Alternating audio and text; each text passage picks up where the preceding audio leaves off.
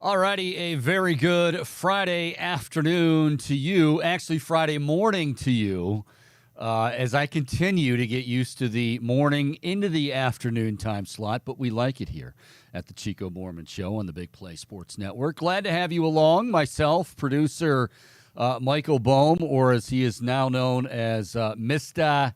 Bombastic, Bohm producing. Hello, Bohm, how are you?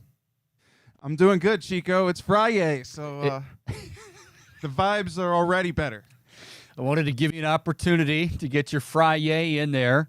Yes, it is Friday and cooler today. I mean, and you know, I'm not one of those. I don't want to complain about the weather because it's the weather, and it's kind of like people that complain about snow in December, like you live in Cleveland. But last couple of days, baby, that humidity is just, and then on top of the heat, it's dangerous out there. It's dangerous. Yeah, Chico, I got a dog, right? And she needs her walks.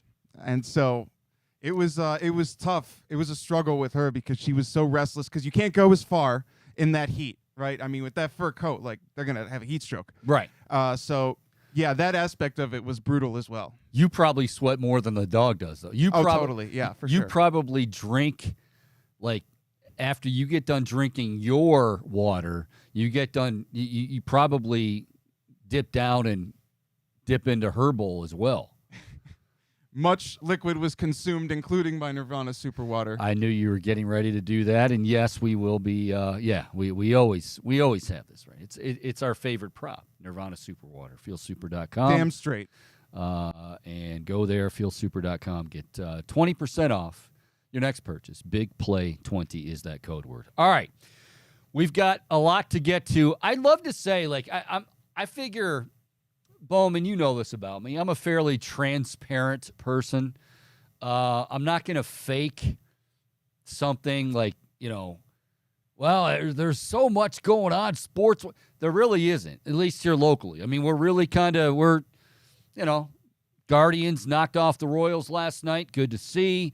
I was worried that Josh Naylor might, take the break or take that wrist injury that's been bothering him since the end of May, that he might just take off through the All-Star break. Good to see him back. He goes yard. Actually, he and Hosey go yard on back-to-back pitches. Andres Jimenez is starting to heat up. But they're winding down, getting ready for the All-Star break. They've got 3 more games with Kansas City, and these are very important because Minnesota all of a sudden has won 3 in a row. Boom. The Guardians right now are 43-44. They recently had a couple of opportunities when the Braves came to town to reach 500, but they couldn't get it done. They only won one of those 3 games. Atlanta's, I think, the best team in baseball. But without looking up, and I know you will, and the Google machine that you are, what is your guess the last time the Guardians were 500? This one surprised me. I would have been dead wrong. I would have guessed. Well, you go ahead. You guess. It was this season, though, correct? Yes, Bohm. It was this season. I'm gonna say May 7th. Okay, I was thinking middle of May. April 28th. Oh. They were 13-13. And so right Never now, again. Right now, 43-44. Hopefully going to be able to get to 500, above 500 going into the All-Star break. We'll see. Twins now have Baltimore, and Baltimore, I mean, this is a totally different team than you're used to. Baltimore just clobbered the Yankees last night, 14-1. Gunnar Henderson drove in like 5. So anyway, I mean, did you see that errant throw though that hit the cameraman from Henderson? No, I did not. Oh my God, he overthrew a ball to first base and just drilled a cameraman right in the face, and they had to be stretchered out of there. In the face or in the camera? Ooh. In the face. Like drilled, you're trying to get a fast runner out, and he just like soared it over the guy's head, and it. He's had a few errors this season because he's bounced around from like third to short, and he's one of their top prospects. He had a huge night at the plate, but I did not see that. Oh boy. Yeah, it was bad. It looked really painful. That's one of those. I mean, you hope. Is the guy okay? As far as I know, they're not dead. So that's all I know. It looked pretty bad, though. Thank you, Bohm. As far as Bohm knows, the guy that Gunnar Henderson beamed in the face overthrowing first base is, quote, not dead. So they got that going for him, which is nice. But anyway, Guardians kind of limping into the All-Star break. I think everybody at this point is limping into the All-Star break. Other than that, like, we're sitting here waiting for Browns camp to begin. July 22nd, they're going to be in Greenbrier. Cavaliers, we talked a lot, actually, what they did in free agency. No great shakes, but we weren't expecting them to. I think it was solid, the solid acquisitions. So I feel like, I mean, this is where I'm going to begin, Bohm. I could, make up something with, well, what do you think about this as far as the Browns, and what are you concerned? I don't like doing that. I don't like doing. I know other places I've been where they like, oh no, that's what you get. No, it's not me, so I'm not going to do it. Boom. I woke up yesterday,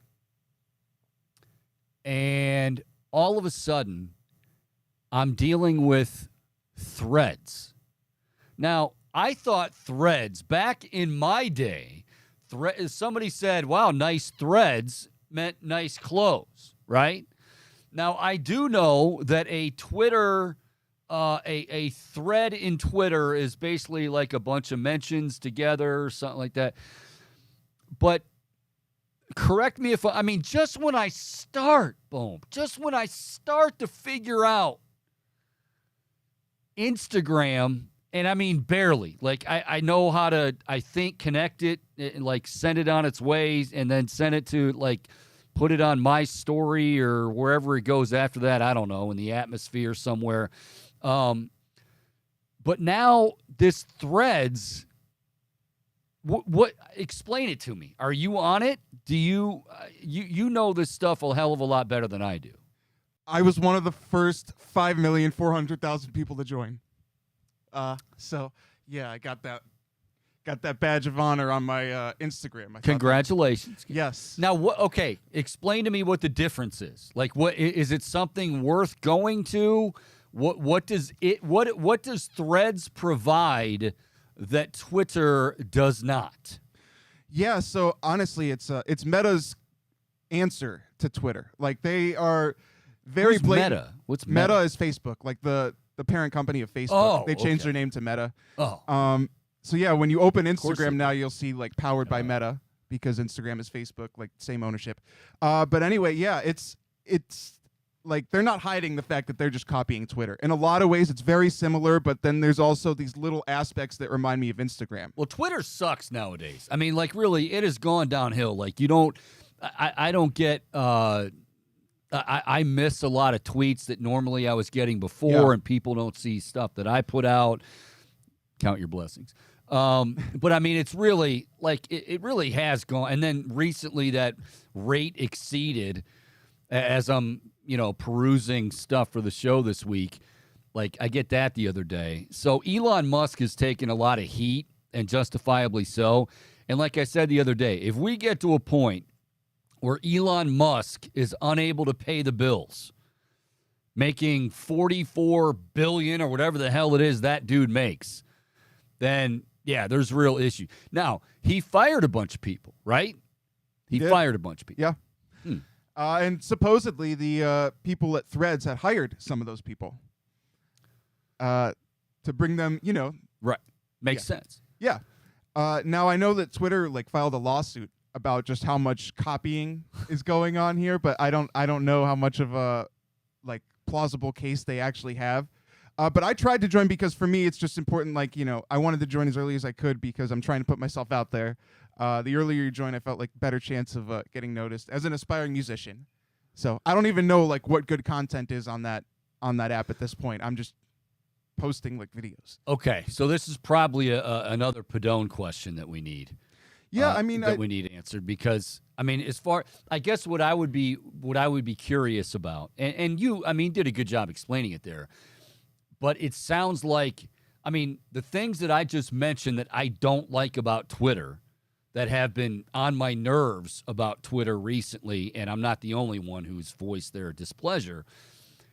Is this something that Threads is going to be like, they're going to make sure that they are doing correctly? So early on, based on my limited impressions here in the early days of Threads, it just seems less toxic. It seems less chaotic. You know, there's like less trolls roaming around in the Threadverse. Good. Yeah. That's but as it continues to grow, obviously that's potentially something that could change. That being said, what they've done at Twitter, I don't necessarily like entirely disagree with everything they've done. Like in theory, I think it could make sense, but it's at the same time become such a vicious place to be. There's so much hatred. Well, see, okay, I wasn't going to go there. All right, and maybe this is this tells a story right here. I've become kind of immune to that. And I just kind of scroll along at whether it's a political debate, you know, and I remember during the pandemic, there was a lot of, I mean, it was just, it was relentless. Politics and rules that were in place that people didn't agree with.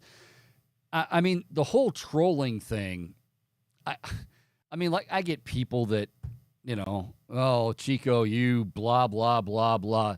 I mean, after a while, like, I'll let it go a few times, but then if that's like the only thing the only content they bring to me, then I just, you know, mute.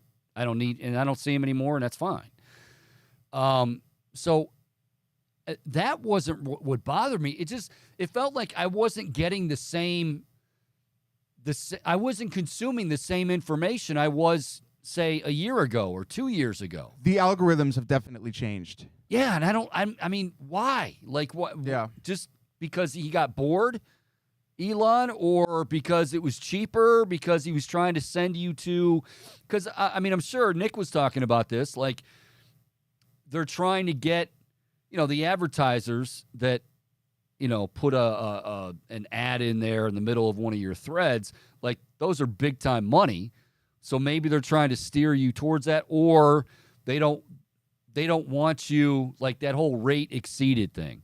Well, if you have a blue check and you pay for a blue check, which I'm not going to do, but if you pay for a blue check, you can have unlimited views or whatever it is. I mean, is that some of this too? Like, I don't know. Like, the whole algorithm, it definitely has changed. I know what an algorithm is. That's where it ends. Okay? People that come up with them and people that can figure them out are really, really smart individuals, unlike myself. I know my limitations, Boom. But it had to have changed because information that I was consuming years ago, even years ago, last year, 2-3 years ago, I'm nowhere. I mean, there are people that I follow on Twitter who are pretty well known, and that I never see any of their stuff. I actually have to bring them up, like search Twitter. Oh, hey, he did write something. Like, that's ridiculous. Yeah, Chico, I'm positive that, like, there are people that I totally completely forgot I was following, and, like, there's unlikely any chance that I'll rediscover that I was actually following them again unless I were to dig up their tweets on my own doing. And I feel like that's the case for a lot of people that probably follow me too. I'm officially in the abyss.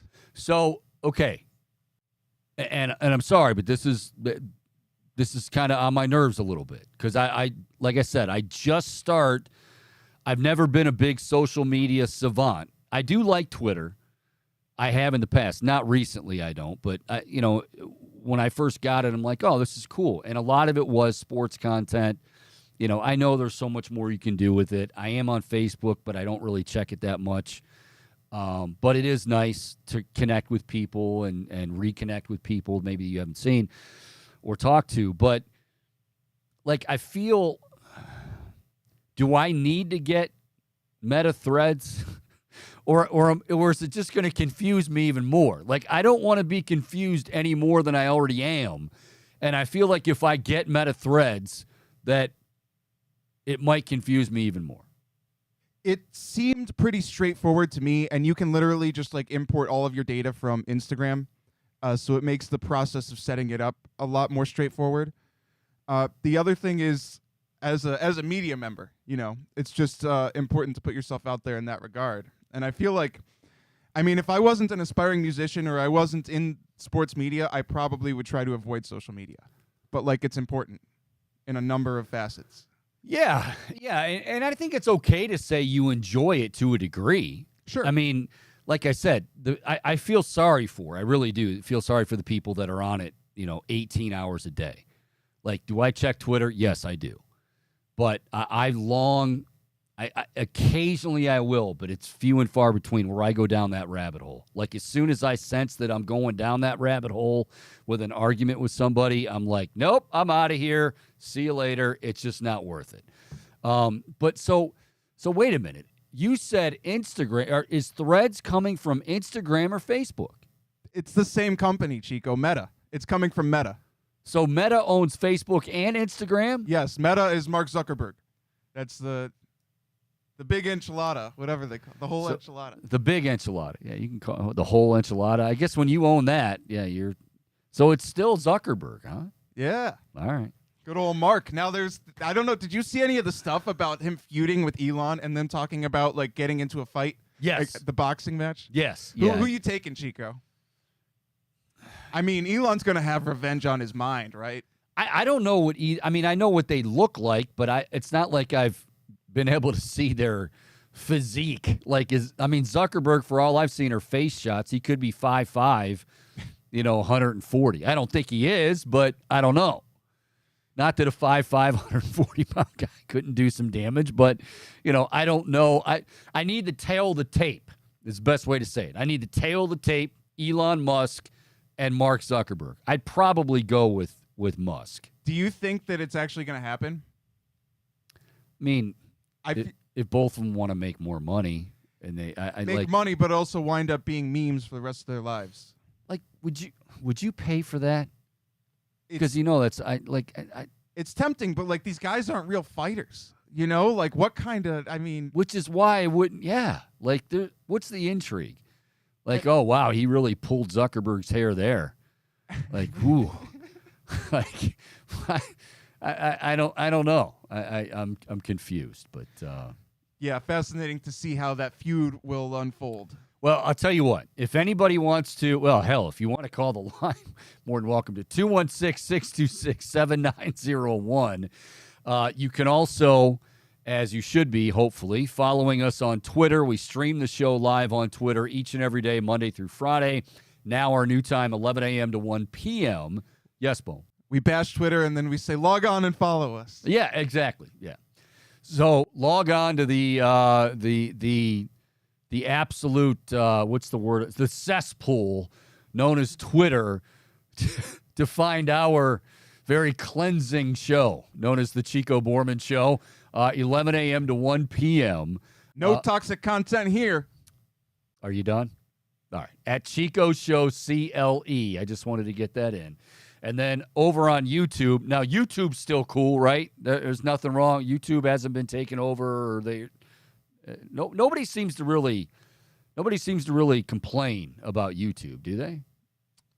Not really. Not to this extent. Now, with YouTube, they've had some things with like removing content.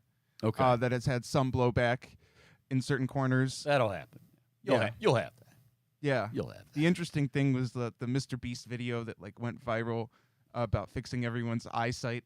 Never heard of Mr. Beast, and he's got tens, if not hundreds of millions of subscribers on YouTube, which is just absurd. See, that stuff's impressive to me, I guess, but like the people that like swear by it, you know what I mean?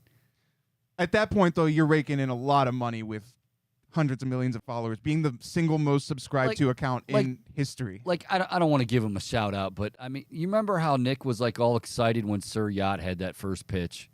and he on purpose stumbled, and this isn't to knock anybody, but like I think the first response was, oh, he gets, he has a lot of followers. That doesn't mean that it's entertaining. And I don't know the guy. I mean, maybe he is entertaining. Maybe if him and I just chopped it up for 2 hours talking sports and there were no stunts involved and we had some fun, whatever, just BSing, then I'd think differently. But like, if your immediate reaction is, and nowadays that's what it is, like, oh, well, he's got 1.25 million subscribers. Well, whoop did he freaking do? Like, I don't care. I mean, I maybe I should. I don't know. Maybe I should. It definitely matters in this, in terms of like how well you're doing nowadays. Social, and it's funny because so it's a popularity contest. It's like the All-Star game. In a lot of ways, sure. My singer is like in my New York band has the same qualms with social media. He hates it. He loathes having to put together posts for the band. But it's just an essential part of growing a brand at this point. Well, okay, let me go back. We've got some sports to get into. It's slow day, kids. Don't worry about it. Plus, it's Friday, as Bohm likes to say. Erik Kuselias, by the way, CBS Sports HQ. He's actually he's at the doctor's office right now. He sent me another picture of his son. He had some kind of surgery done in his nose. He had like a deviated septum, which causes him to breathe or have trouble breathing at times. And he's going to be, I think he's running track for Brown. So he's got to have that airway clear. Anyway, we'll talk to EK coming up sometime in the noon hour. He's got a lot to say about over-unders as far as, well, the Browns, the AFC North, an off-air conversation that we had about a week and a half ago that we're going to have on air that I think you're going to find very entertaining. In the meantime, though,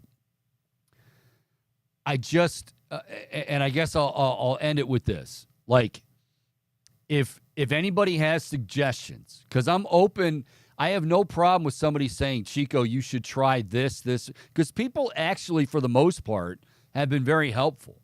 Like, if I have a problem on social media, there are people out there that will say, yeah, you know what, you don't need this, you do need this, and you'll be fine. But the one thing that I will say, Bohm, I don't know if people still do this. I don't know if it's allowed. But I was astonished. It was like 4 years ago, right? It was a while ago. And I remember everybody at the station we were working at did you had to, I don't know what you call it. Like, it was a deep dive into all your followers. And how many of your followers were legit followers and how many were essentially bought. Like you just paid for, which to me, that right there, what I just said to you is the absolute bottom of the barrel if you're doing this. Like, I don't understand. Okay, right now I have 10,500 followers. And I'm grateful for that, right? Like, are those all mine? Well, yeah, I'm not buying any, and I'm not doing anything extra special, as we know. Like, that's fine. If it ends up being 40 one day, great. But I'm not going to, like, live and die by it. But if you go out, I was stunned. Somebody's like, oh, yeah, you can go out and buy, 20,000 followers. I'm like, why would somebody do that? Yeah, I've seen that. I've encountered that too on Instagram. Like sometimes when I post my music videos, right, I'll get this person from across the world reaching out to me and telling me that they could get me like 10,000 followers. I'm like, who are these people that are following me? Like, how could they be real? Do you just have people in an office that you tell to follow all day and they just follow and that's like how they get their pay? Like, what is this? But I remember there was a fairly good percentage of people at this workplace who had fake followers. And I just couldn't wrap my mind around that. Like, what the Twitter audit thing? Yeah, that's what it was. Thank you. That's the word. Yeah. I heard something on the radio about that, too. Maybe we were listening to the same thing. Yeah, everybody did an audit. This was years ago, though. Like, years ago when we all did it. And, like, I had to be, I didn't know. I'm like, do I have to present something? They're like, no, just give me your whatever. And I think it was Menigan. I think Mennigan went in and did all the, and you saw what, how many were legit. You had a few bots, but not too many. And for the most part, it was like 95% clean. But then there were some that was like 48%. And I'm like, well, what does that mean? What's the difference? They're like, well, the 48% is they buy a lot of followers. I'm like, first of all, if you have extra money to buy followers, like, what? Yeah, I feel like that that money could be kids. Yeah, it could be invested in better ways. All right, there. I'm done with my yelling at the clouds little thing. But hey, if anybody has any any suggestions, any tips, any ideas, should I go into this Threads thing? I'll tell you what I did do. I downloaded the app because it sent me to it, but I didn't do anything else. I'm like, I'm going to need some assistance here, so we'll see what happens. All right, 216-626-7901. Bohm, you were talking about your rock concert and your videos that you put out. Did you see this story with Wembanyama and Britney Spears? Oh, that one of his security guards slapped her? Yeah, backhanded her. Now, again, there are two sides to this. His security group. So essentially, Victor Wembanyama is walking into a restaurant, all 7 feet 6 inches of him. And obviously, he's going to stand out. Like, you're not just going to pull a hood over him and sneak him in.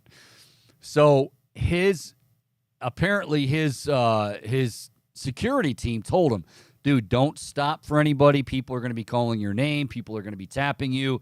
If anybody tries to physically touch you or grab you, we will act. You don't do a thing. You just keep walking straight forward. Don't stop.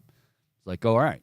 So it happens, and he said he felt somebody grab him. So 3 hours later, I guess, is when a member of his team, he has a team now, not just that French team. Now he has a security team. So a member of his team said, you know who that was that grabbed you? It's like, no, who? Britney Spears. And he's like, I thought they were joking. He's like, yeah, whatever. No, it really was Britney Spears. Now, Britney's saying, I didn't grab him. I tapped him on the shoulder. Was she standing on a chair to do that? Because he's 7'6". At first, I thought it meant that she grabbed his ass. Normally, you'd get upset about that, but then when you realize it's Britney Spears, you might be okay with it, right? Totally. So this is like a whole big thing. I just want to make sure the purpose of this exercise, Bo, is to make sure that you are okay with your security detail. Because I'm sure when you went to Long Island, I'm sure walking in, you probably had, I'm trying to keep a straight face, you probably had plenty of female admirers and some males, not that there's anything wrong with that, Seinfeld line. You probably had many female admirers and groupies, as they call them, trying to grab you and just touch you, maybe get a little bead of sweat in a little eyedropper that they can take home and go, look, it's Mr. Bombastic Sweat. So I want you to know, like, I'm okay with this, the security detail, but you still have to let the fans be able to, have some sort of conversation with you and some sort of access to you. And I'm just afraid that when you get to Long Island and you get to wherever you go for these gigs, that you strut in there and you got the Victor Wembanyama approach, and I don't want to see that happen. I don't want to see you lose fans simply because your security detail told you just keep walking straight ahead. Security detail is better in music than sports. They're just ruthless, those sports security dudes. But in music, they're more understanding. Britney would not be bitch slapped. Well, see that. Thank you, Boom. Well, that's why I thought it was interesting too. Is that Britney Spears? How many times has her? Like she was saying, she's like, look, I just want his people to know that my glasses like fell off my face and they're going to file a report. Nothing happened, whatever. She's like, obviously I have tons of experience with this. And I just want his people to know they have to respect others. You mean to tell me in the height of Britney Spears, and I guess she's still pretty big, I don't know for sure, but, she goes in somewhere, she's got security detail. You mean to tell me, though, at the height of her stardom that she was walking in there and security guys weren't backhanding people that were trying, dudes or gals, I don't know, both trying to get some sort of touch on her or cop a feel or whatever the hell it was? Come on. For more inappropriate behavior, I feel like it's warranted. But I also recall, just thinking back, reminiscing on the days of prime Britney Spears era, she was mobbed by paparazzi, and she didn't really have much security. Like, she kind of just had to work her way through the mob. And I remember, like, sometimes they wouldn't even let her drive away because they had her surrounded. So in a lot of ways, that security is essential. But that was certainly far too excessive of an act from that Wembanyama security detail. Well, we think. I haven't seen the video. They say it's out there, and now I got to look for it. Yeah, like I haven't seen it. Yeah, you have to, because it should be fair or foul. Like fair or foul, Wembanyama's team. Now again, Wembanyama says he had no idea. I think when you're at that age and you're doing what he does, and you listen to those people, like your security detail, your agent, your publicist, all the other, people that you have surrounding you, Bohm, on a regular basis. You listen to those people, and so if the security people tell you, like, hey, this is how it's going to be. It's kind of like in Bodyguard. Remember when Kevin Costner, he looked at Whitney Houston? God, she's beautiful. I'm so upset that Whitney Houston is no longer with us. Beautiful voice, beautiful woman. Anyway, when he said, like, hey, if you want me to protect you, then I've got some rules you got to live by. So I totally get that. Like, you got to lay it down and be like, look, dude, I know these are your fans, and I'm sure you'd love to, maybe shake hands with a few, but we can't. Because if you stop, there's bound to be a whole horde of people, and then we got all sorts of problems. So just keep walking, which is what he did. He did as he was told. And then, like I said, was told 3 hours later, oh, hey, dude, by the way, that the gal that was, and I don't know, that's what I'm trying to figure out. Was she slapped? Did somebody because there's a difference. Like, here's the thing, Bohm. I get off your phone just for one moment and look at me. I'm trying to find the video. No, I know you are. But like, if somebody went like this, you know what I mean? And her face just happened to meet it, or anyone's face happened to meet it, I don't think that's, now, if it's an open hand, like bang or whatever, but I could see where the security details in, like, right behind him or to the side of him, somebody reaches out and somebody just goes like this, like raises their arm. That's not assault. There were no charges filed. Yeah, it's at this point we're just speculating, and hopefully there is like video to actually see what went down. Bohm, can I get a job on your security detail? Like, obviously I'm not a spring chicken anymore. I do try to work out occasionally. I'm not a badass by any stretch. But would you hire me as part of your security? So when like the show has to take a break, or when we have to be broken up because you've got to go on the gig, I'll just go with you, and I'll wear, Bohm security T-shirts. Suit and tie? No. I'm wearing one of those, like, small, extra, medium T-shirts that say Bohm on the back. Security. You'd have to pass the interview first. No, yeah, I'd hire you. Do you get accosted by some of these groupies on the road? Oh yeah, no. Not accosted. All right. All right. Well, after the top of the hour, I want to. This is interesting to me. I want to see how this plays out. Wembanyama seems like a good dude. I don't think Britney Spears was, up to no good.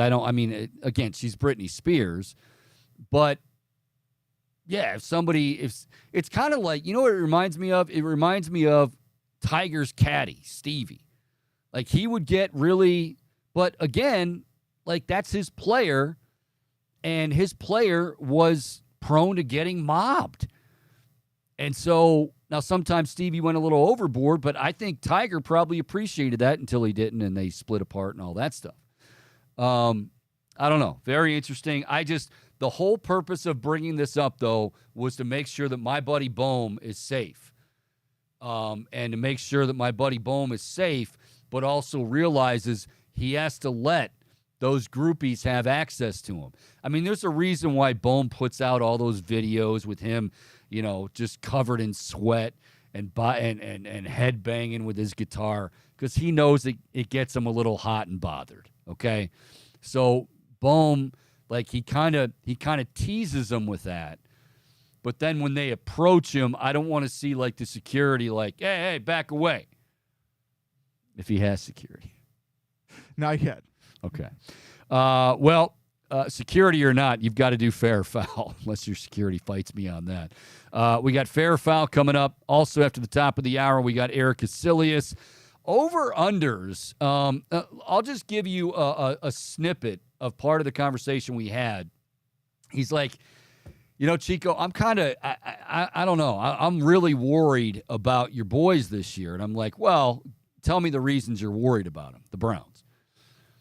And he said, well, Deshaun Watson. I'm going over the numbers from last year with Kevin Stefanski. And wow.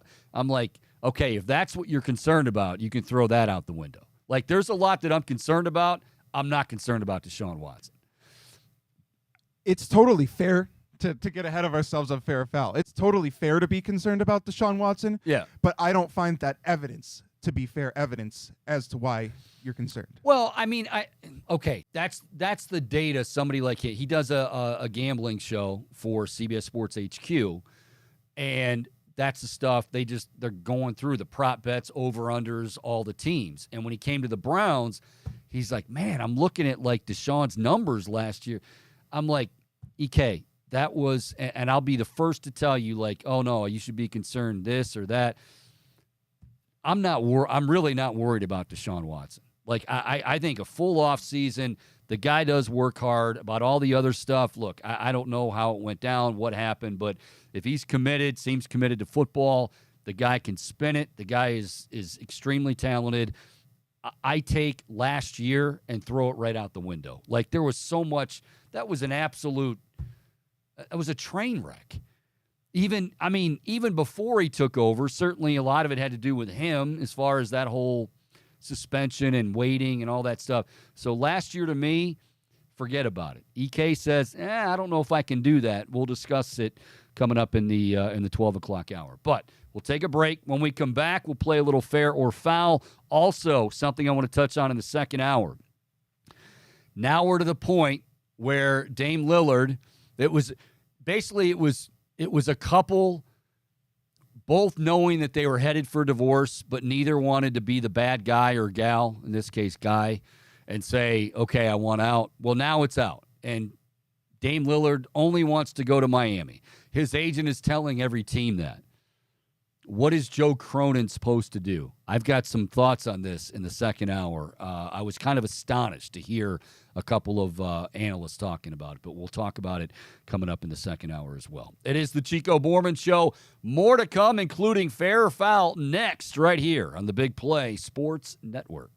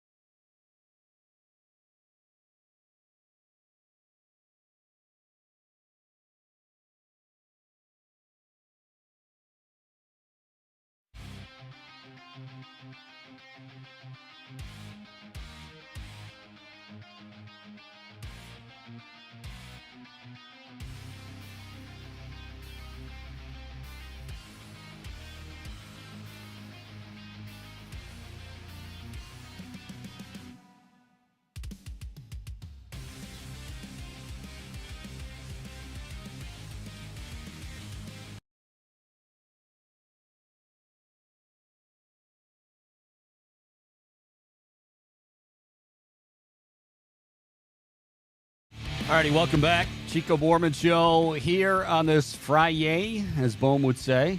Doors a little ajar. That's on me. That's actually my fault. I was the last to come in the studio, and because Warden McAllister has yet to fix certain things, we kind of have to, sorry. We got a list, but he's working out his golf game. But, thank you, Warden.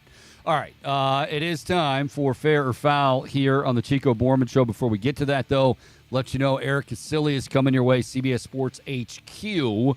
Long been a fantasy guy, gambling guy, does a gambling show on CBS Sports HQ, as a matter of fact. And recently, they had the Browns come up as far as over-unders and prop bets. Very interesting info and interesting questions that he raised. And we'll do that in the noon hour. But right now, it's Mr. Bombastic and his security detail with Fair or Foul. Well, Chico, to your point on the door being ajar, I don't blame you because as the great Lana Del Rey said, got to let the light in. But anyways. I don't know who that is. We'll have to talk off the air. She's my favorite. But anyways, so the first high... You're kind of tongue-tied. You're thinking about her. Wow. Adrian Wojnarowski. From Lana Del to Adrian. Are they married? No. Completely unrelated. I'm actually starting the segment now. Okay. But it's Lana Del Rey. Lana Del. Okay, we'll cut Lana Del Rey. We'll She's come back done. to her. And then Adrian Wojnarowski. Woj bomb. Yeah, Woj did indeed drop a Woj bomb, reporting that the NBA in-season tournament is happening, Chico. They've set the final 4 dates for December 7th and 9th in Vegas.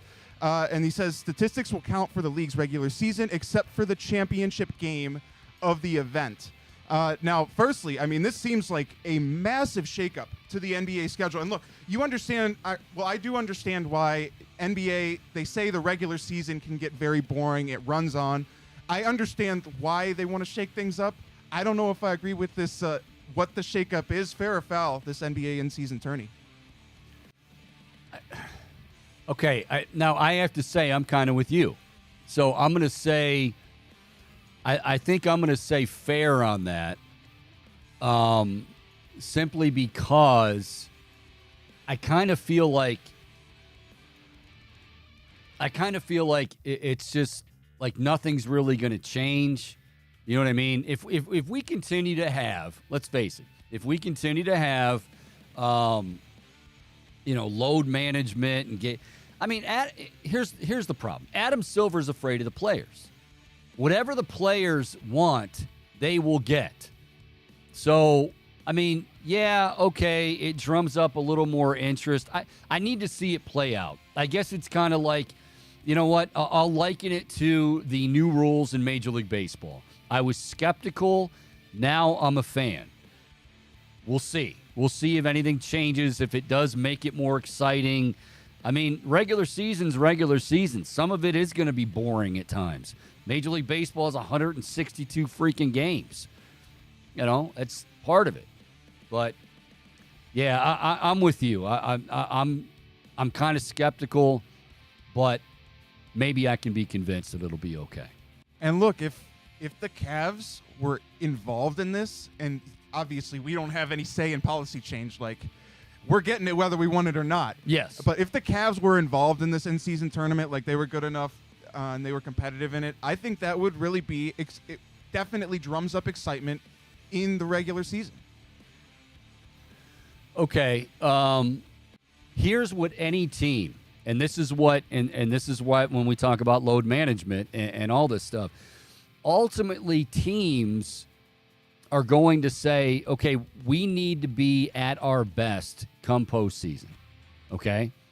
So now, I'm not saying that this can't allow you to be at your best, but are they going to? Are they really going to care that much about it to the point where they would take some chances with guys where it might put them in peril in terms of being ready for the postseason if they are a team that is, going to be worthy of the playoffs? Because if so, they're always going to. I mean, that's where the load management thing comes. Like, hey, you know what? We need these guys ready for the postseason, and Adam Silver could.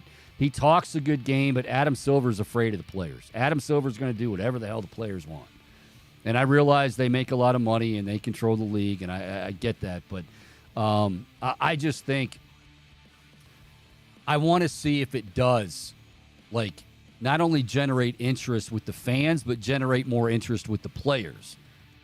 Then we'll see. Well, you mentioned Adam Silver, and from one commissioner who may draw some blowback to one who has drawn even more in Rob Manfred. It's a very good transition, Bo. Oh, I thank you, job Chico, out of you. as we commence here on today's Friday edition of Fair Foul. So There he goes. He's going on a little giggly. I'm hanging in. Yeah. I'm maintaining combobulation ever so slightly. We were talking. We had Bob DiBiasio on the show a couple days ago. Had a lot of insightful stories to share about Larry Doby. Yeah. Obviously, the Guardians celebrating Larry Doby Day, but manager Terry Francona revealed that the team was not allowed for all the players to wear 14 on the jerseys to honor him, much like how on Jackie Robinson Day every team wears the number 42. Yeah.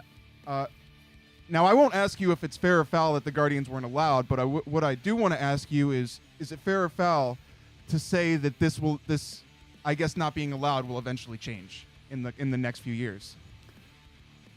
Okay, so there's a lot to unpack about this, believe it or not. I know it sounds simple. It's just, they want to wear.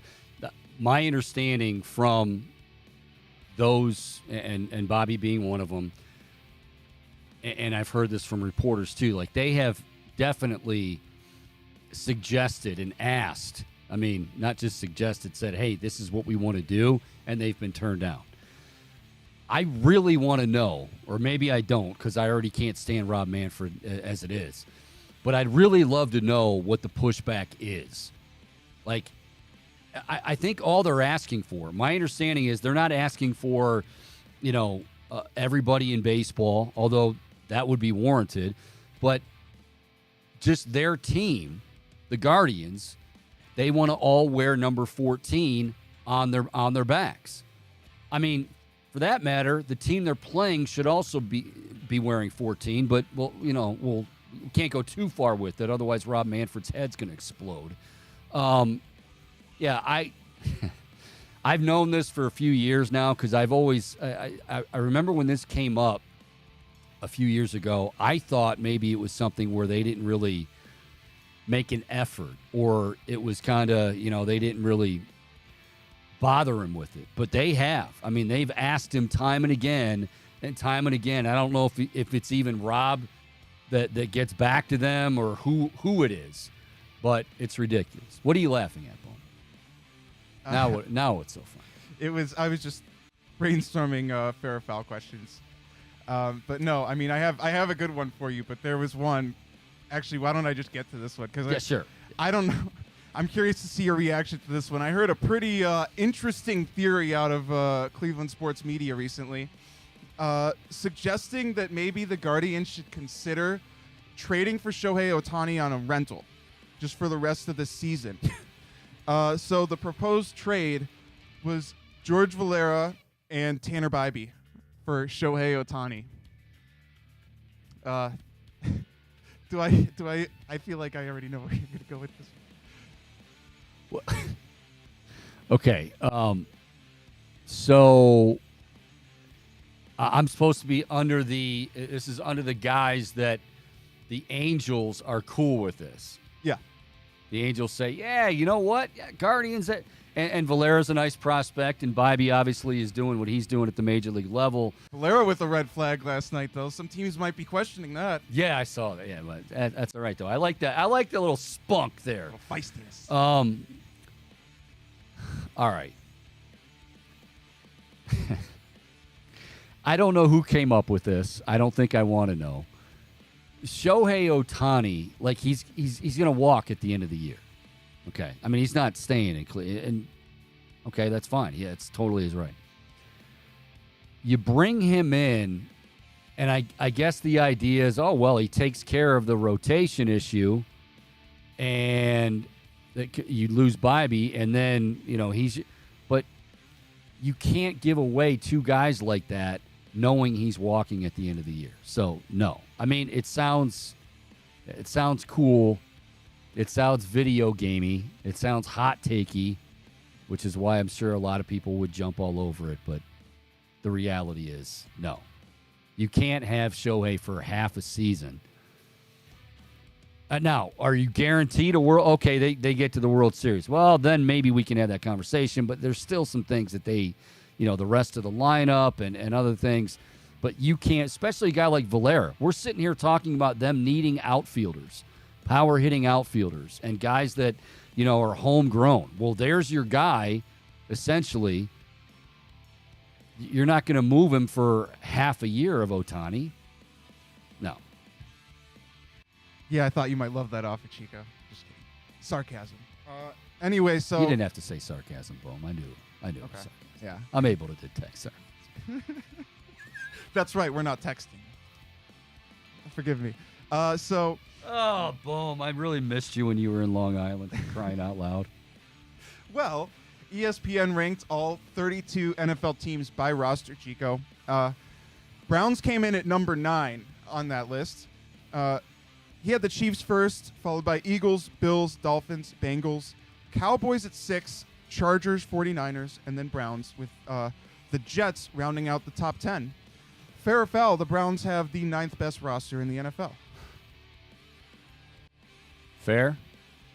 I mean, put it this way. Fair, they're in the top 10, and I think we can. I'll speak optimistically because I really do feel like there's a lot of optimism here. They could be top 5.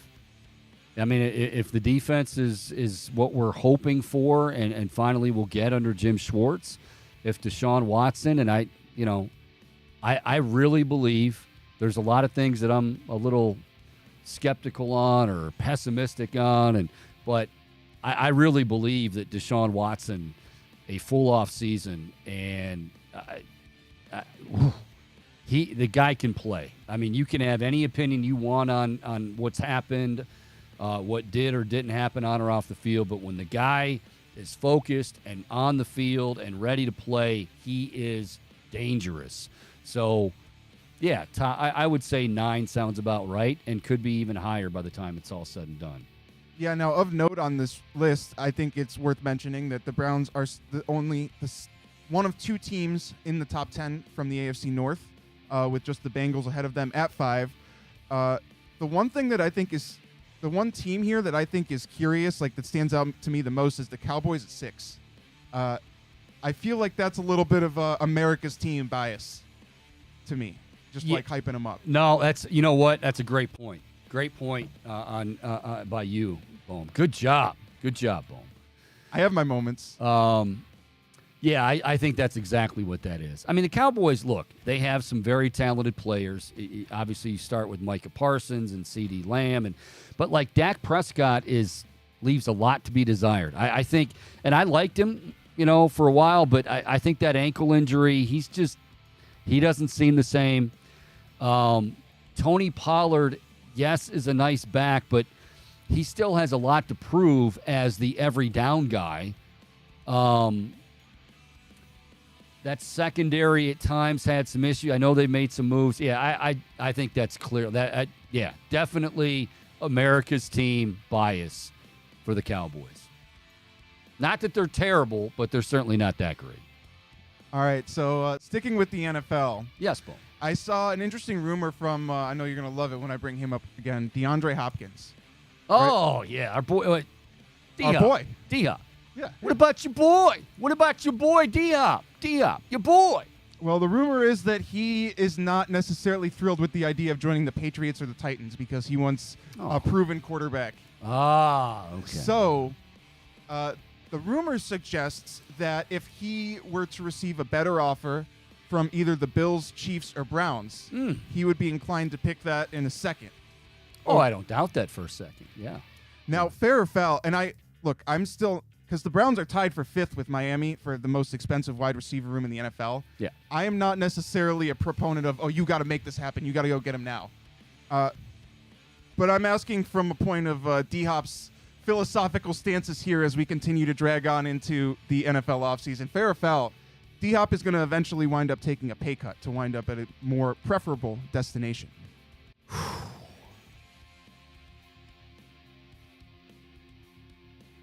Yeah, I'm going to go fair on that.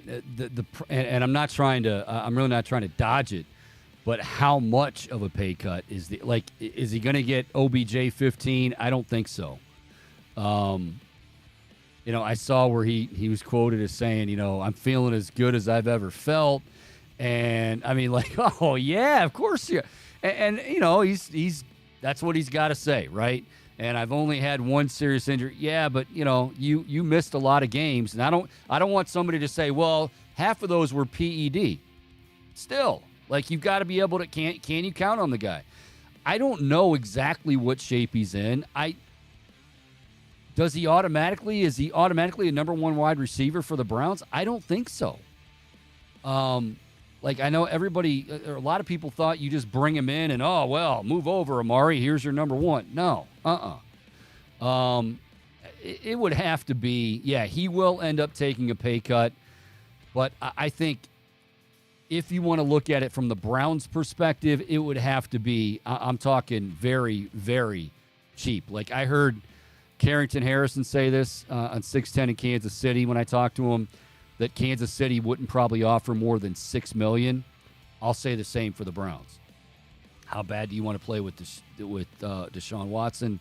We'll find out. And then, like I said, you need a low-risk signing.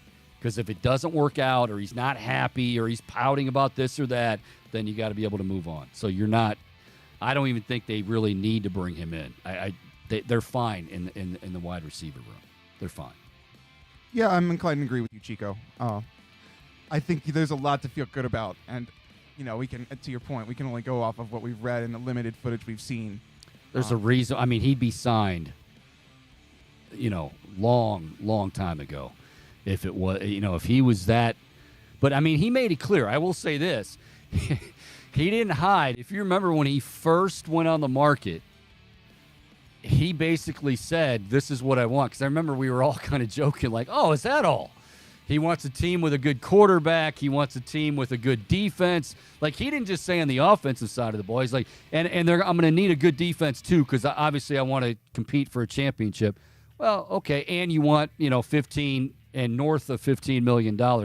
Good luck with it. If you can get it, God bless you. You're worth whatever you can get. And if your agent can get that done, God bless him. Let him do it. I don't think it'll happen. All right, so as we put a bow on this Friday edition of Fair or Foul. You like that, put a bow on. I like that. Yeah, wrap things up. Yeah.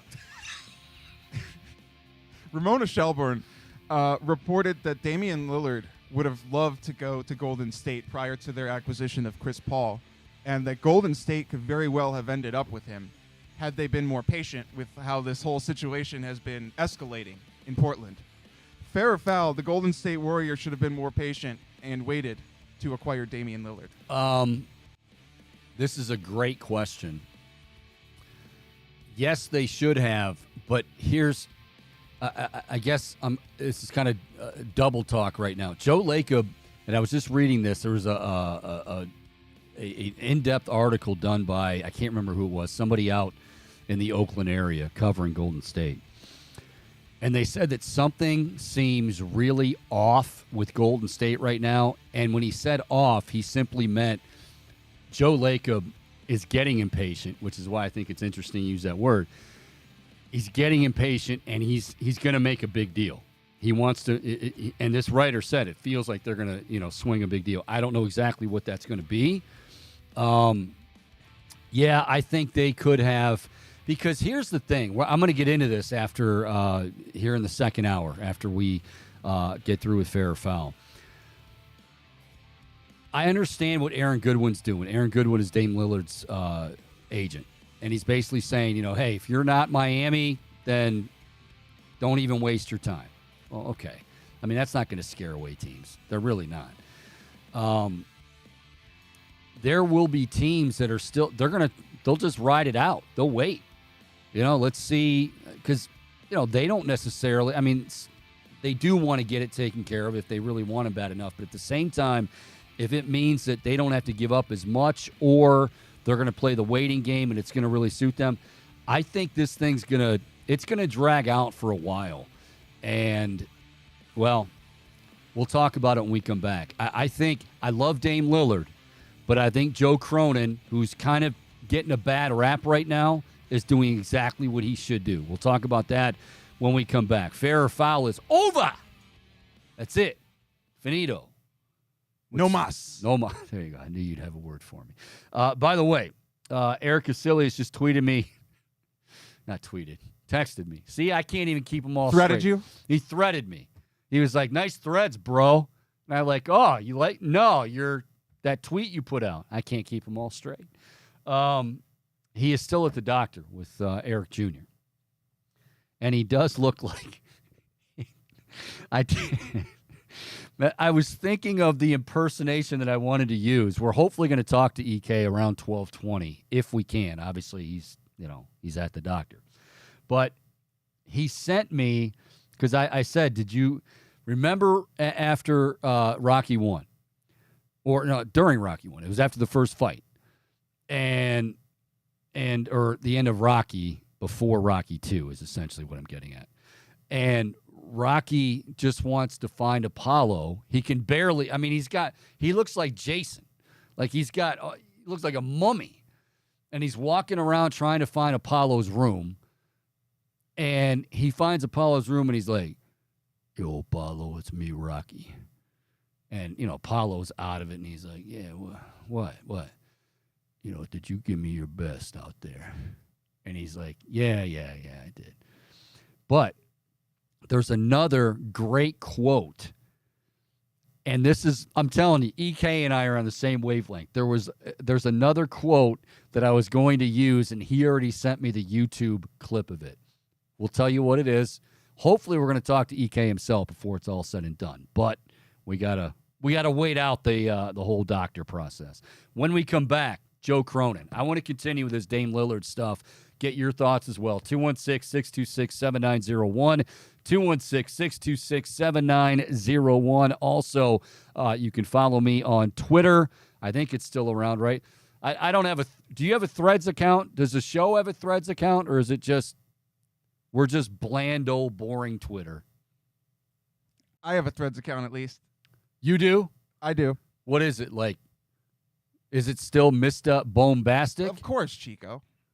Same across all platforms. What if people get it confused? What's there to confuse? It's the same thing. I'm confused that it's the same thing. All right. It's just one more app to manage, but it's like, it's really not that hard to navigate if you can use Twitter. Wish I had the last 10 seconds of my life back. We'll take a break. When we come back, Joe Cronin, don't blame him. It's Chico Bormann Show. More to come right here on the Big Play Sports Network.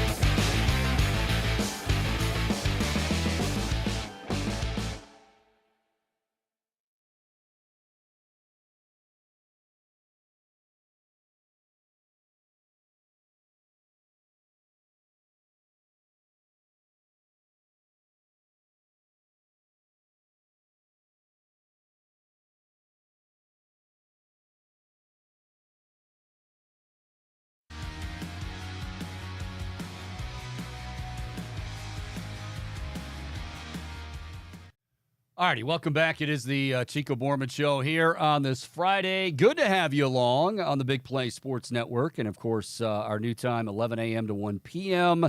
You can find us on Twitter. You can stream us live on Twitter at Chico Show CLE. And that'll happen 11 to 1 Monday through Friday. Also, you can do so on YouTube. Go to YouTube, type in the Chico Bormann Show, hit subscribe, and you are all set to go. All right, we're going to just kind of play it by ear as far as Mr. Erik Kuselias is concerned. So here's what I know we mentioned Dame Lillard, and I know this is a very hot topic, right? I think we all pretty much knew that it was going to end. It was, for a while, it was like, well, they met, but nothing came of it. Essentially, it was Dame didn't want to be the bad guy. The Blazers didn't want to be the bad guy, but everybody knew, themselves included, it was headed for divorce. Okay, Dame wants out, and that's he's allowed to feel that way.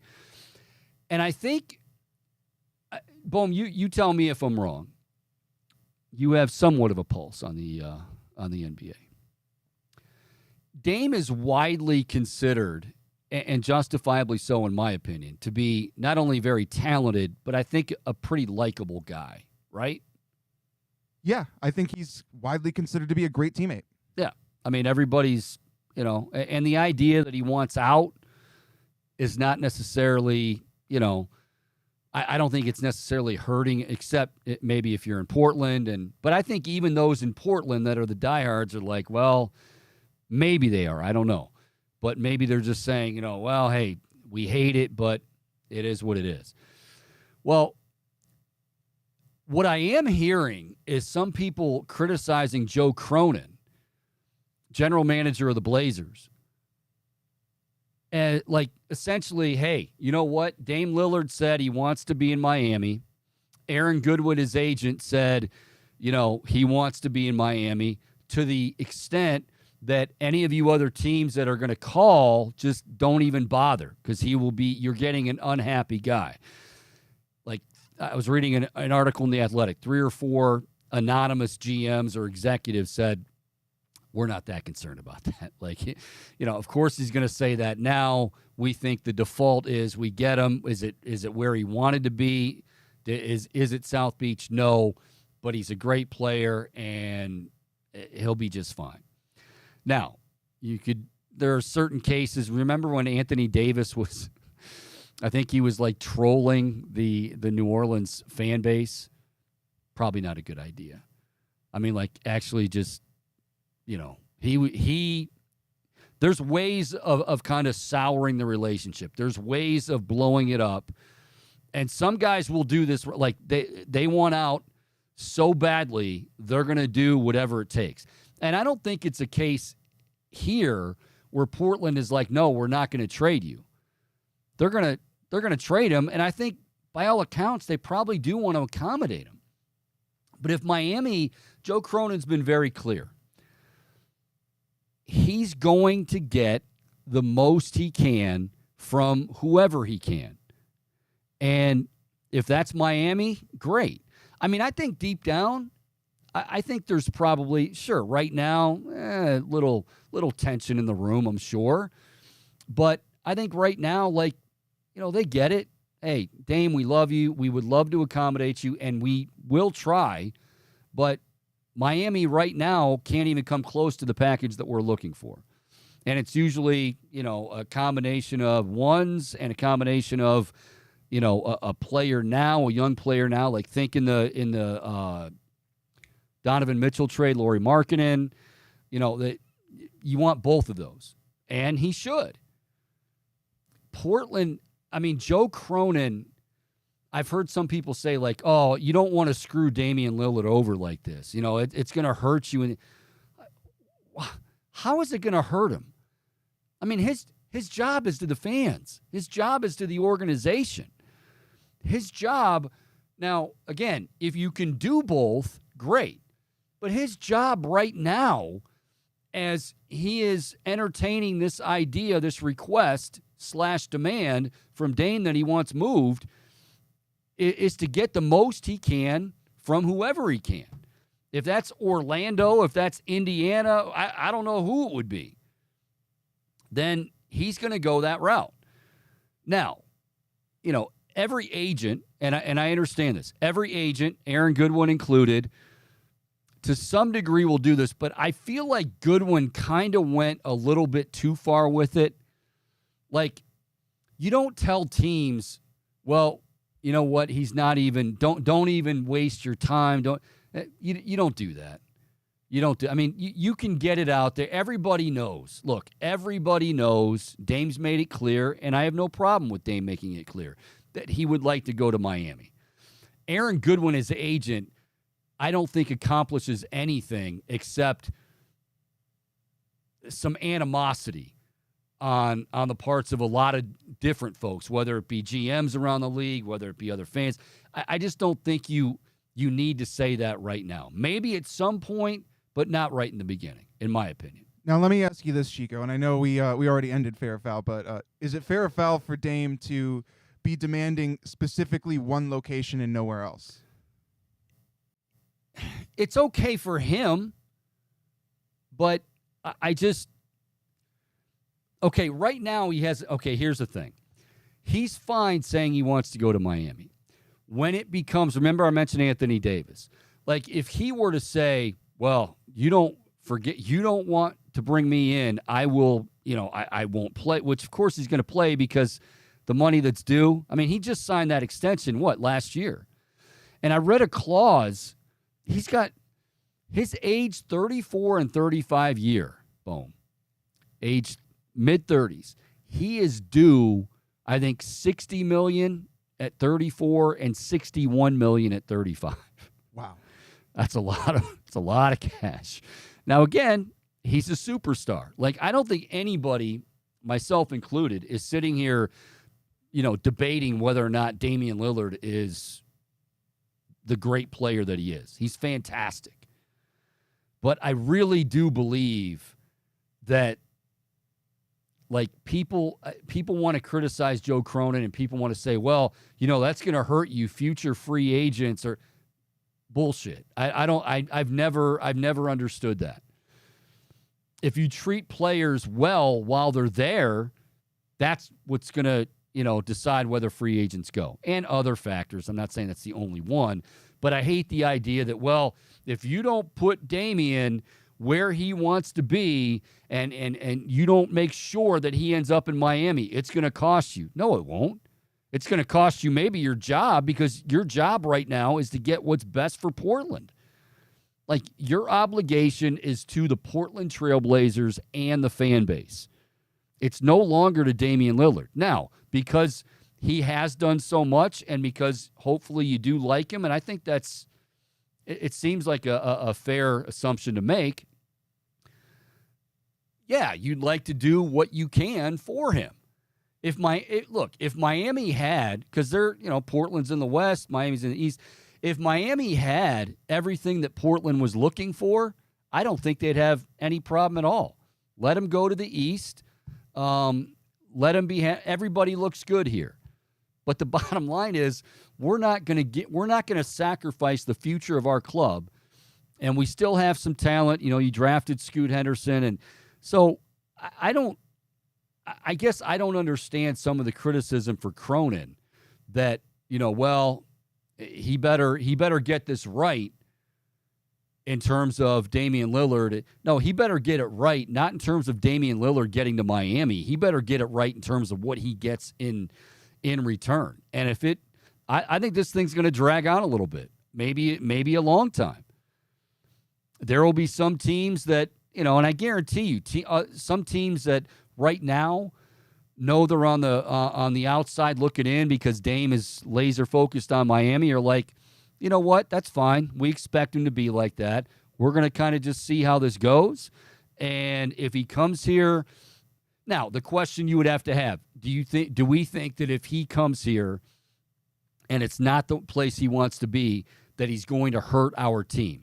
I don't think. Damian Lillard, to me, is not that type of player.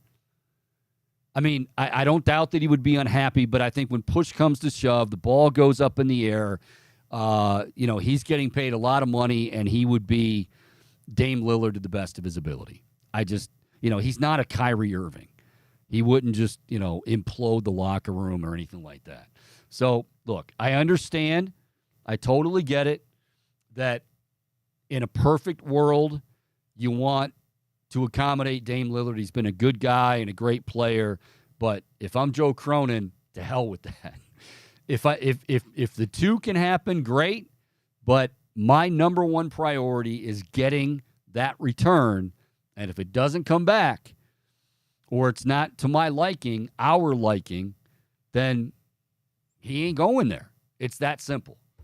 Yeah, it's totally unfair for Portland to prioritize Damian Lillard's wishes over the well-being of the franchise and doing what's best for the fans. So I totally agree with you that, like, at this point, whatever Damian's done for that organization is out the window. Like, it has to be disregarded. Yeah. In terms of honoring those specific wishes. If you can't get the best offer there, then you have to look elsewhere. Now, you say the right things in the media, which they have, and you say that, if we can, accommodate Damian Lillard, we would love to be able to accommodate him. And if that, obviously right now, it's only Miami. I mean, I have no problem with what Lillard's saying because, okay, you want out, where do you want to go? He's just being honest. I want to go to Miami. Okay, we'll see if it can happen, but, I don't think Portland is like going gaga over Tyler Hero and his monster contract, and I don't see that happening. Do you think Dame and Jimmy Butler are in a lot of communication? Like, this is something that's one of those they're working on teaming up sort of deals? No, I don't think so. I think guys are very respectful of, and I could be dead wrong on this because, it's not like you have any inside intel, but I think guys are very respectful and aware of a guy's business and his money. Now, I mean, we go back to LeBron and Bosh and Wade. Yeah, I mean, I think those conversations are always ongoing, whether it's in season, out of season. A lot of guys nowadays share agents. They go to fundraisers together. They have their golf outings. So, they're going to have these conversations anyway. But to the degree that you said, and it's a very fair and good question, to the degree that you said it, though, I think guys just know, look, I don't want anybody getting in my business when it's time for my contract, or I'm trying to, so I'm not going to do it there. What now? Is Jimmy Butler saying, would I love to have Damian Lillard? Absolutely, positively, yes. It's kind of like Deshaun Watson. Would you like to play with DeAndre Hopkins? Well, yeah, why not? Known him for a while, and we did really well in Houston. But outside of the business of it, I don't know what to tell you. It's out of my hands, and it is. So let me rephrase it then. What? Can you not let go of fair foul, Bohm? Yeah, I was just about to break out another fair foul. I need more Nirvana Super Water now. You're dehydrating me. Go ahead. So, fair or foul, Jimmy Butler and Damian Lillard have had discussions about teaming up at one point ever. At one point ever. Yeah. Excuse me. At one point ever, Boom, yes. I think they, matter of fact, I'll even say at numerous points ever, they have had discussions about teaming up. Now, to what extent? It'd be cool to play with you, bro. Yeah, same here, man. That'd be great. All right, I'll talk to you later. Unless Jimmy Butler is in on the negotiations, like, hey, I'll give away, I got a beach house in Miami, Cronin, you guys can have that. Like, no, it's just, yeah, of course I'd love to play with him. He's a great player. Other than that. So you don't think Dame went up to him and was like, come get me? Remember that OBJ rumor in Arizona? Yeah. Come get me. Yeah. Yeah, I don't think Jimmy Butler's flying in on an Antonio Brown type helicopter. By the way, you know, I don't know what kind of entrances, like, some of these entrances for training camp, and Antonio Brown's were always just crazy, and it drove Mike Tomlin nuts, but he would allow it until it became too much. He became too much. Like, do you think at Greenbrier, like, because it is so odd, like, everybody's just so focused on business, there is no, I mean, I don't know. I don't know what if guys would have extravagant. Remember Russ Wilson last year showing up to training camp in his jersey? Yeah. His own jersey. Dude, this is not Friday morning at your high school and you're getting to play your big rival and you put on your quarterback's jersey. He's kind of I always liked Russell Wilson's talent, and I loved how he first came into the league.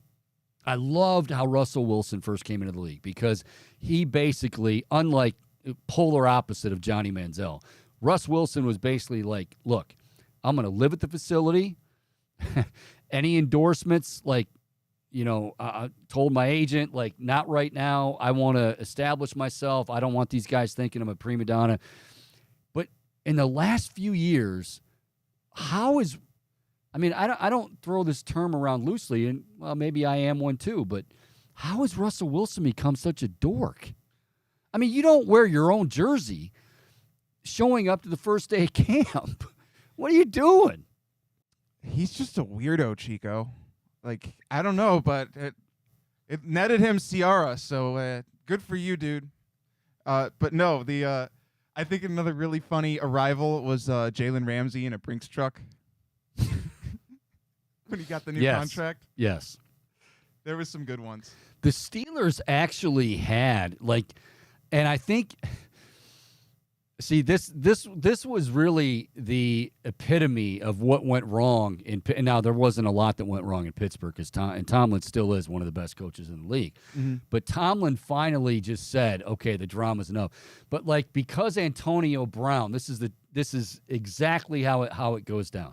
Because Antonio Brown can fly in on a helicopter, then Juju Smith-Schuster or whoever else will think that I can probably do this. It's not as film TikToks wherever I want. Yeah, exactly. I can't stand Juju Smith-Schuster. I don't. He's a little annoying. Yeah. Was it when Antonio Brown flew in on a hot air balloon? Was that when he arrived with the foot injury? Hot air balloon. I forgot about that one too. Yeah, the hot air balloon. With the cryogenics accident or something? Do you think anybody shows up to Berea by accident? Like, what are you doing? Here for camp. Dude, it's in Greenbrier. Oh, yeah, they don't drive themselves. Yeah, I don't think so. But that is an interesting thought. Maybe you missed the team flight. Actually, it's a dumb thought, Bohm. You can say it. It was a dumb thought. No. All right. I'm trying to keep tabs here on EK. I don't. It doesn't appear that they're out of the doctor's office. We got a running tally of EK Jr. getting the deviated septum. He really does look like Rocky after that. After the look, here you go. Boom! Look at this picture. I got you got to get up to look. You have to. I got to ask EK if we can put it out there. Does he not look like Rocky? I hope he's all right. I mean, I hope nothing crazy went wrong. All right, we're going to come back. We'll see about EK. Also, I think I'm going to attempt. I've downloaded the app, this whole Cool Threads app. And I shouldn't make fun of it. You know what? I shouldn't make fun of it. Until I know, one of those, until you try it, don't make fun. It might be better. Like the things that I'm yelling about Twitter, maybe Threads is much better. Now, Bohm, you said you have it. Have you used it? I've used it to post a few videos, cover videos. Those videos where you're trying to get all the girls hot and bothered. I'm just expressing myself, Chico. Whatever happens from it is I don't control it.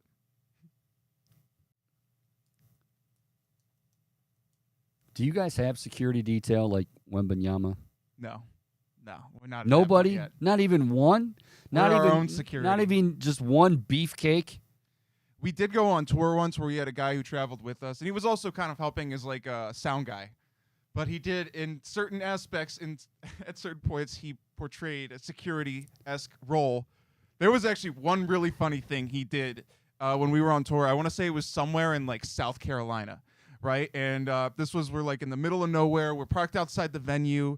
There was no place to shower or anything. We're using the hose just to like wash ourselves off. And this guy goes to lay out in a field, right, just like across the street. It's someone thought it was a dead body just in the middle of this field. They call 911. Yeah, he gets cops show up.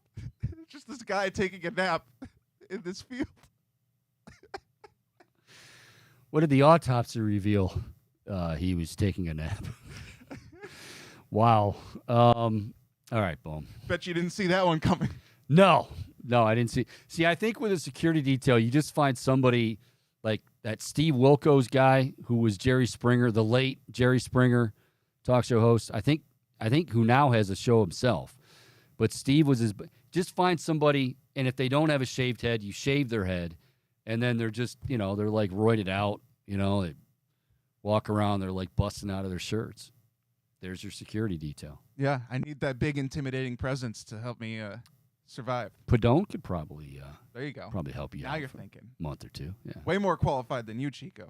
way more qualified. Although the you hair help me thing, with my threads too. I need help with the threads. We might need to get him back in here again to explain. He just got done explaining Elon Musk not being able to pay his bills and why he had you exceeded your limit. I need him to come back in now. That's what we'll do. We'll see if we can possibly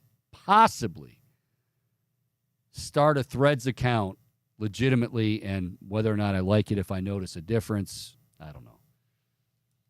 I am curious if you notice a difference, though, because it sounds like the things that bothered you about Twitter are they differ from some of the things that maybe were most glaring to me from Twitter. We're going to hold that thought. We're going to talk about that when we come back. It's Chico Bormann Show. More to come. If you want to chime in, well, by all means, come on in. The water's just fine. 216-626-7901. Final 20 minutes or so on this Friday right here on the Big Play Sports Network.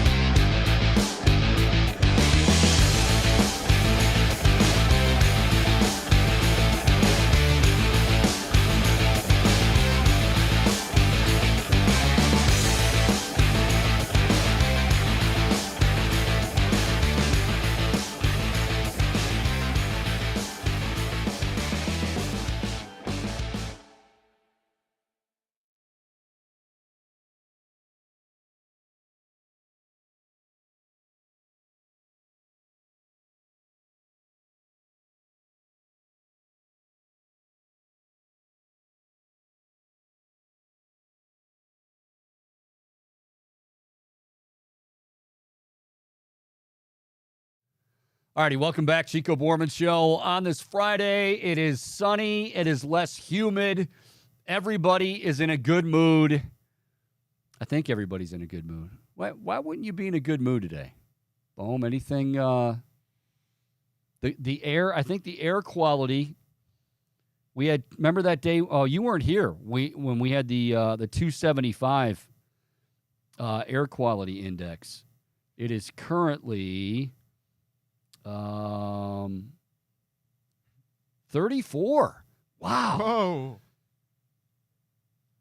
30. How do you go from 275 to, well, I mean, I know you don't have wildfires burning and seeping into your state, but like, wow, that's drastic. So good air quality. All right. I was lucky to have avoided that, but I was dealing with 189 out in Long Island, which is still not great. Yeah, 189 is not good. You could see the haziness, and like it was even at night, like if there's a plane through the sky, when you could see the light shining through what otherwise, I mean, it was very visible through all times of the day. The weirdest thing about that, a couple weeks ago, the weirdest thing about that was when, like, I walked outside in the morning, early in the morning, and it just smelled like everybody in my neighborhood was having a bonfire. And I was just like, what the? I mean, oh, what? Jack, what's the? I'm the AI. Unless Jack, it's me from down in the office. Unless Jack wants to talk about Threads and inform me on Threads, I don't know if. Let's bring him in. All right, Jack. You're on the Chico Bormann show. Hey, Chico. Yeah, what's up, Jack? I wanted to get your thoughts on how long of a leash you would give Josh Bell. Like, does he get until August for you, or what's going on? Well, okay, when you say a leash, like, what are you going to do? Just outright cut him? I mean, the money is tough at a certain point. If things aren't working out and you got guys to bring up, you have to. And I can tell you about Threads. Who do you have to bring up? I think Ogon's going to get it back again. You can't really move any of the outfielders because they're not going to sit straw. Did you say Ogon? Yeah, I think he deserves another shot. No, but just say Oscar Gonzalez. Don't call him Ogon. Oscar Gonzalez. Man. Yeah, that's all right. No, I don't think. I mean, look, he has underperformed. There's no doubt. He is. A lot of guys had this year. You know, there were questions going in. I mean, I think part of the reason they were able to get him at the price they got him was that, you know, he had struggled after that trade to San Diego. So I'm not going to say that, you know, you defend him and whatever, but to say that you just outright cut him, I don't know. And plus, you still have the second half. So I don't think he's going to be 30 home runs. I don't think he's going to get on that kind of a tear. But I don't think you just say adios because Ogon got warm in AAA. You know what I mean? So what are your thoughts on Threads so far? On who? Threads, like the Instagram version of Twitter. Have you been listening to the show, Jack? Yeah, but like you said, you're on now. Like, what's the? No, I'm not on it. All I did was download the app. Let me see where it's. Oh, we got to get you going on that.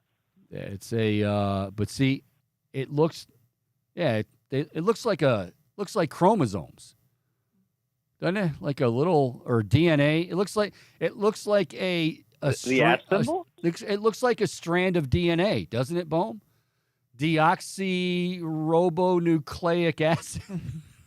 I do see a little bit of a helix. Yes, image. That's the word I was looking for. A double helix. Yeah. Jack, how long have you been on Threads? I've been on Threads for 2 days now, Chico. Thanks, Jack. You're welcome. What's the experience like, Jack? Is it much better? Yeah. Better than your experience with Josh Bell? Yeah, no, it is for sure. Okay. All right.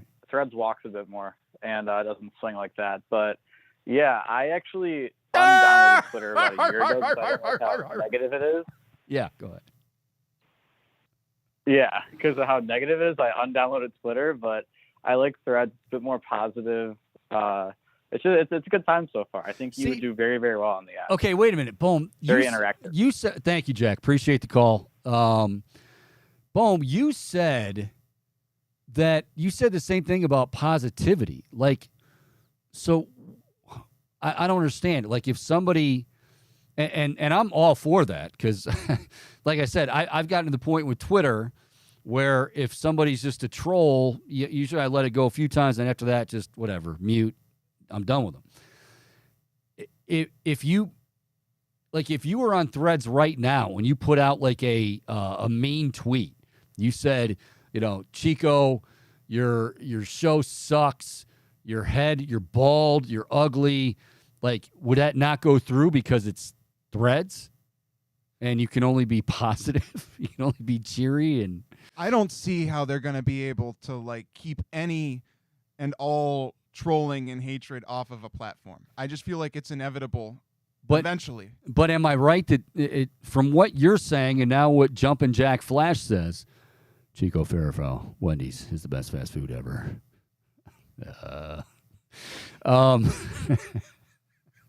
Let me think about that first.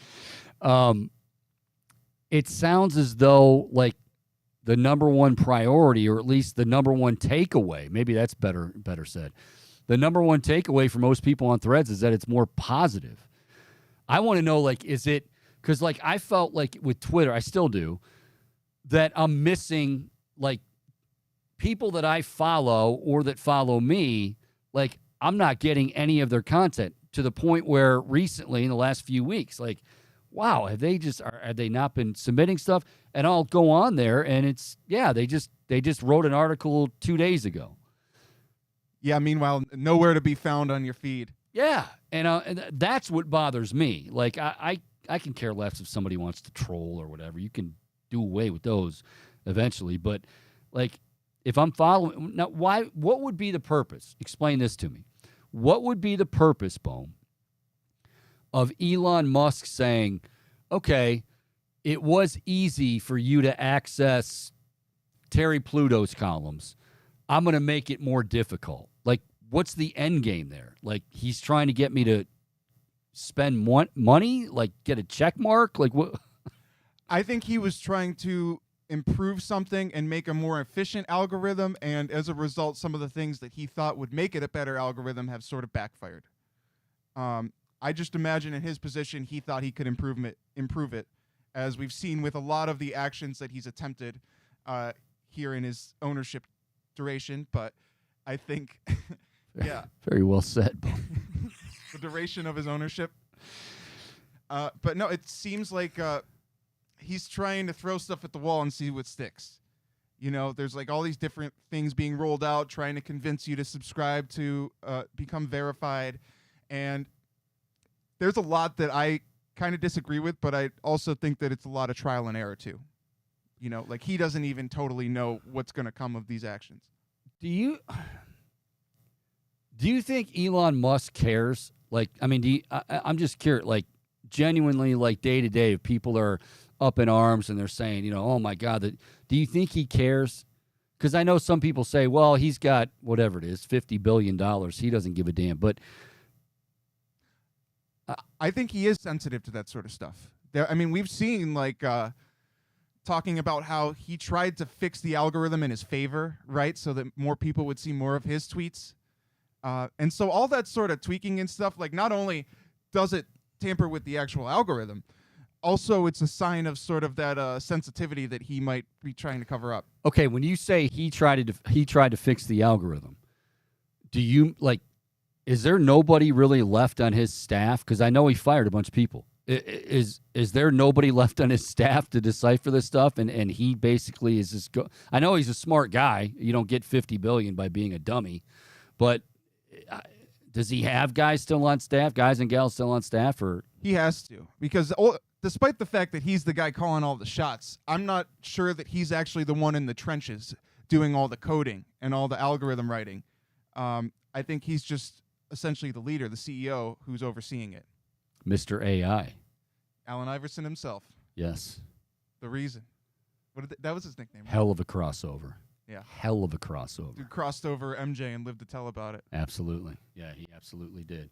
All right. 216-626-7901. 216-626-7901. I don't know. I'm going to take the weekend. Is it so it's more like Instagram than it is Twitter, right? It's like if Instagram was Twitter, because Instagram is more photo-based, right? Yeah. So this is more text-based. Like you can post photos and stuff a la Twitter, but it's more focused on the text aspect. So, like, if I want to send a text out, do I still have to hit that airplane thing, and then do I have to say share to my friends or my story or all that stuff? No, there's no story or anything yet. Okay. So no reels or stories. You can post video. I haven't seen that you could like stream live yet. Otherwise, we better be up on Threads. But no, I don't think that it's quite as complicated as Instagram, where you have all those different options. It's just you send out a thread. Okay. By the way, we're gonna have to do EK next week. He's still. He told me, he's like, oh, it shouldn't take more than about an hour. I'm like, EK, it's a doctor. Like, you're not gonna. If his appointment was for 10:45, I'm like, you won't be seen. Not that it's their fault. I mean, you get to be a doctor. That's one of the perks of being a doctor.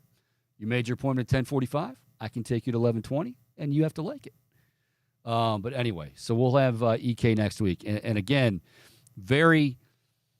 I was kind of, because it was totally off the cuff. It was just raw. Like, he called me one day, and he said, hey, we're getting ready on CBS Sports HQ to do over-unders for all different teams. And I'm looking at the Browns, and he's like, I don't know about, your boys this year. Like, I know Vegas kind of likes them, and I'm like, well, what part of it are you nervous about? He's like, Deshaun. I'm like, well, that's the one aspect I'm really not nervous about.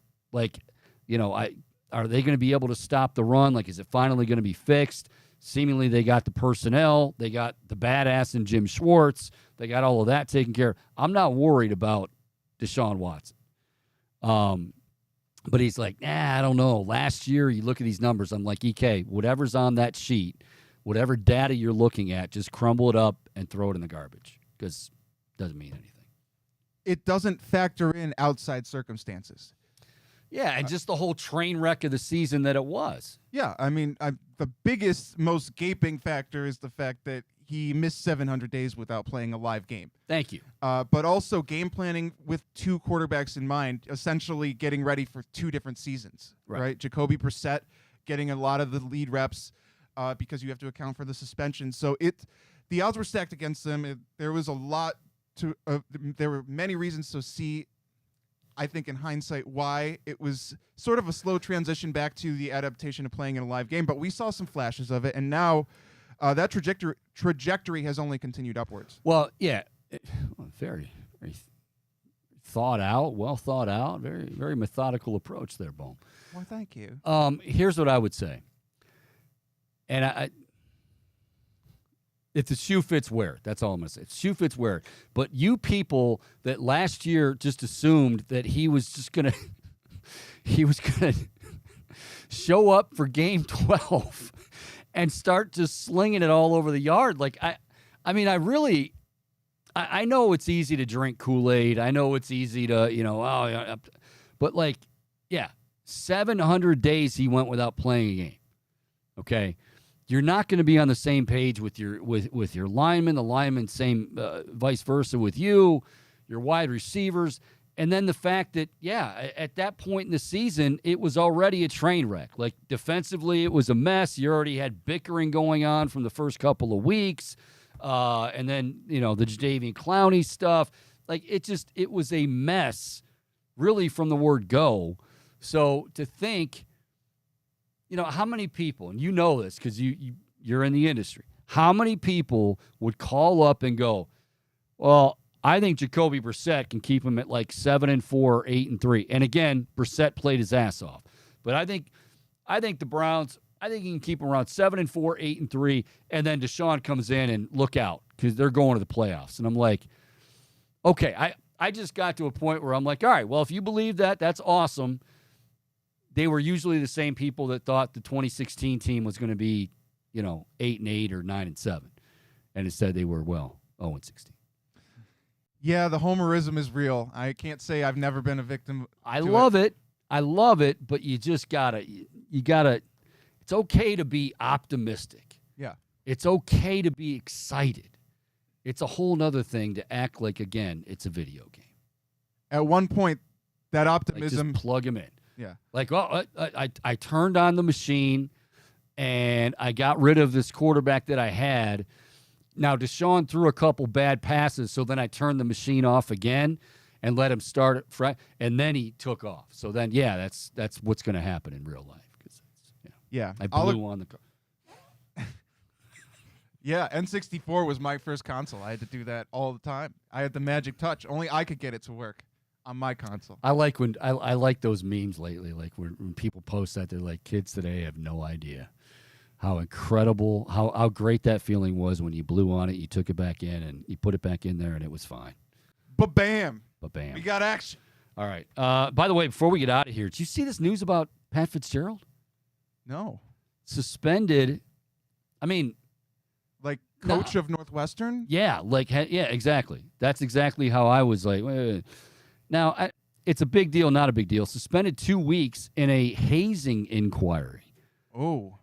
That I guess, he's like the last guy. Now, he's a tough guy. He's hard-nosed, but like Pat Fitzgerald, I don't want to say squeaky clean because these days nobody is, but he's the last guy I would think on a headline to think the Pat Fitzgerald. But they're saying that they would have off-campus practices in Kenosha, Wisconsin, and that some hazing went on. Whether or not he says he didn't know anything about it, and some of his assistants didn't know about it, but now they're saying that it begins. He won't miss any games. He's not even going to miss any practice time for the next 2 weeks. He won't be with the team. But yeah, Pat Fitzgerald. That's okay. So now we're saying this is like player-on-player hazing. Yeah, it doesn't really go into detail. This could be like Junction Boys, for crying out loud. Like, Bear Brain. Dude, how do those guys? How do those guys get through the Oklahoma drill and still be able to, like? You hear stories about, and we're not making light of this because Bernie has shed tons of light on it. But like back in those days, like if you were a fringe guy, you had to go in that Oklahoma drill and just get battered around until you didn't even know what your name was and hope that Lombardi was going to say, yeah, you made the team. I can't even fathom it. Yeah, I quit playing football very early into my schooling days, but I distinctly remember suffering a concussion in 7th grade. And at the time I didn't know what it was, but I got absolutely trucked by an 8th grader when I was in 7th grade. So this guy just ran me the F over, and I was seeing stars, and I remember my head bouncing off the turf. They saw you run to the sideline, and you immediately just started. Like, you grabbed. He knew it. They knew what your passion. I was dazed for a very short time. All right. Well, it looks like we're going to go with EK next week sometime. We'll see what happens. Now, what do we have? Who? It says it's from Albuquerque. Albuquerque. Like his name's Al? No, it's from Albuquerque, but we got John on queue. John. Welcome back. All right, let's quickly have that. John, is that you? Hello? Can you hear me? I can't hear you, John.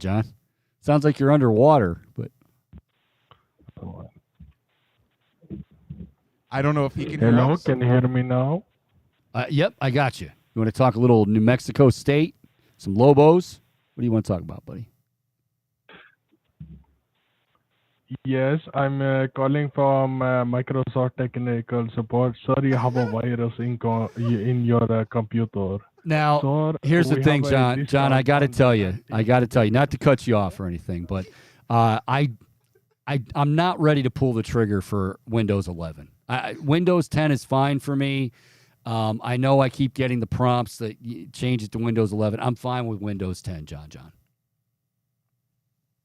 Because you need to install the anti-nigger software that we don't carry anymore. Why do I have to install it? Because so you remove the nigger one. You get a what? I don't know. It sounded inappropriate. It did, but I don't think he's capable of that. All right. Well, thanks to John for chiming in, who actually his call was better than Jumping Jack Flash. No, I'm just kidding, Jack. That was great. Bring up Ogon. Your boy. What about your boy, Ogon? I had no idea what he was talking about when he said that. I knew it. I knew it was. Jack likes those nicknames. And sorry, it's okay. Good stuff. All right, we're out of time for this Friday. Everybody, be safe out there. I'm sure many of you still have leftover fireworks you plan to use. So, again, continue to be safe and be cognizant and mindful of your neighbors and your neighbors' pets and all that good stuff. It's a beautiful weekend. At least it's a beautiful Friday. Enjoy it. Go Guardians as they get set to take on the Royals' final series of the first half. They play tonight, tomorrow afternoon, Sunday afternoon, and then it's the All-Star break. They're currently a game and a half back of Minnesota in the American League Central Division.